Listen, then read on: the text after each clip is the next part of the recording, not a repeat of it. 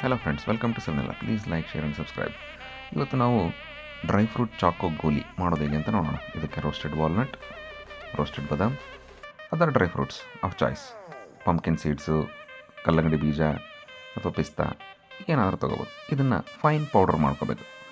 ಇದಕ್ಕೆ ಒಂದು 4-5 ಡೇಟ್ಸ್ ಹಾಕಿ ಗ್ರೈಂಡ್ ಮಾಡಿಕೊಂಡ್ರೆ ಡ್ರೈ ಫ್ರೂಟ್ ಮಿಶ್ರಣ ರೆಡಿ ಆಗುತ್ತೆ. ಇದನ್ನು ಗೋಲಿ ಶೇಪಲ್ಲಿ ಚಿಕ್ಕದಾಗಿ ಮಾಡ್ಕೋಬೇಕು. ಈ ಥರ ರೌಂಡ್ ಶೇಪ್ ಮಾಡಿ ರೆಡಿ ಮಾಡ್ಕೋಬೇಕು. ಇದು ರೆಡಿ ಆದಮೇಲೆ ನಾವು ಒಂದು ಚಾಕ್ಲೇಟ್ ಸಿರಪ್ ಮಾಡ್ಕೊಳ್ಳೋಣ. ಚಾಕ್ಲೇಟ್ ಸಿರಪ್ ಮಾಡೋಕ್ಕೆ ಬೆಲ್ಲ, ಕೋಕೋ ಪೌಡ್ರ್, ಸ್ವಲ್ಪ ಬಿಸಿ ಹಾಲು ಹಾಕಿ ಲಂಪ್ಸ್ ಬರೆದಿರೋ ಥರ ಚೆನ್ನಾಗಿ ಮಿಕ್ಸ್ ಮಾಡಿದ್ರೆ ಚಾಕ್ಲೇಟ್ ಸಿರಪ್ ರೆಡಿ ಆಗುತ್ತೆ. ಈಗ ಮಾಡಿರ್ತಕ್ಕಂಥ ಗೋಲಿಗಳನ್ನು ಇದರಲ್ಲಿ ಹಾಕಿ